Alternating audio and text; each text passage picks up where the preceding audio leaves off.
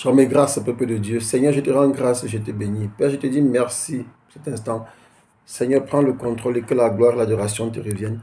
Dans le précieux nom de Jésus. Amen. Bien-aimé, qu'as-tu fait pour Dieu? Qu'as-tu fait pour Dieu? Le Seigneur voudrait s'adresser aujourd'hui à certains dirigeants. Et je voudrais percer la plaie en disant notamment aux dirigeants de ma nation.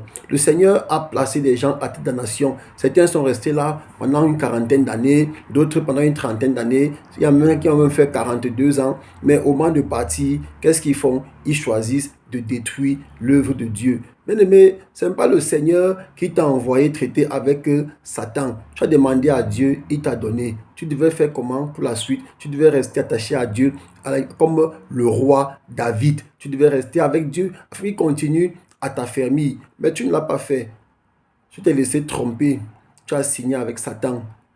Tu as encouragé le peuple, ceux qui veulent évoluer, à s'entrer dans les loges. Dans les loges, notamment en Asie, en Europe, un peu partout. Et dans ton pays, tu as encouragé l'idolâtrie. Tu as encouragé le culte des totems. Tu as encouragé l'homosexualité. Tu as encouragé des choses qui n'honorent pas Dieu. Tu as humilié ton peuple. Et à côté de cela, tu as encouragé d'autres choses mauvaises, notamment la malgouvernance, les guerres tribales, les guerres inutiles aussi. Certains hauts gradés profitent pour se faire de l'argent. Ils détruisent le peuple au lieu de protéger le peuple pour se faire de l'argent. Ce n'est pas la faute du peuple. Si tu as traité Satan, ce n'est pas la faute de Dieu. Aujourd'hui, tu es en train de détruire les églises.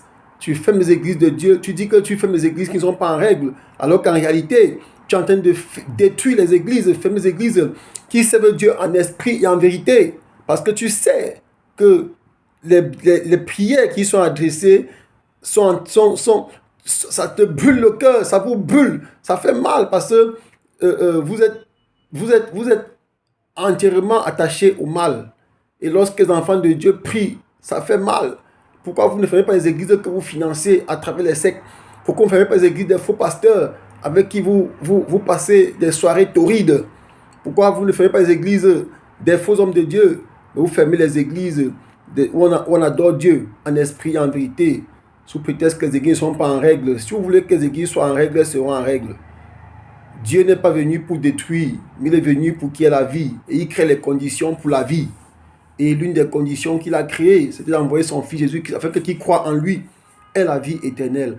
Vous savez cela. Mais lorsque vous allez à l'église, vous allez choisir des endroits où on ne sert pas Dieu en esprit et en vérité. Vous choisissez des endroits où il n'y a pas Dieu. Parce que vous savez que si vous partez là où il y a Dieu, le Saint-Esprit va vous afficher à cause des mauvaises choses que vous faites.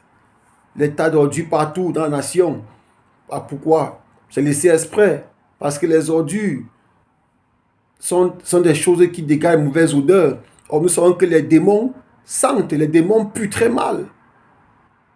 Les ordures, en même temps, étant laissées des mois sans nettoyer, ça sert d'hôtel maléfique pour permettre aux entités, permettre aux entités démoniaques d'avoir accès à la nation, permettre aux dominations, aux autorités spirituelles de prendre le contrôle de la nation. Mais aujourd'hui, que le moment est arrivé où tous ces esprits ont été renversés, vous choisissez de détruire l'œuvre de Dieu.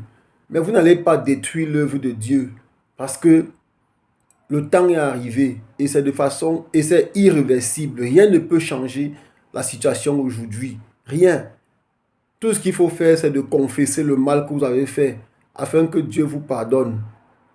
On a vu, lorsque le royaume d'Israël était divisé en deux, il y a le royaume de Juda et celui d'Israël.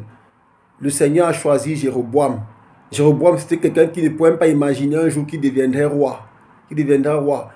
On l'a, ouais, il est devenu roi. Malheureusement, il a fait des choses en abomination à l'Éternel, des choses que le Seigneur déteste.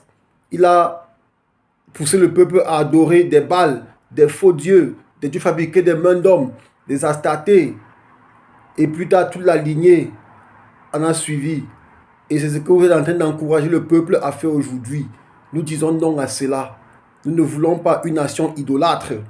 Nous ne voulons pas une nation satanique. Mais nous voulons une nation dans laquelle on reconnaît que Dieu est le créateur du ciel et de la terre.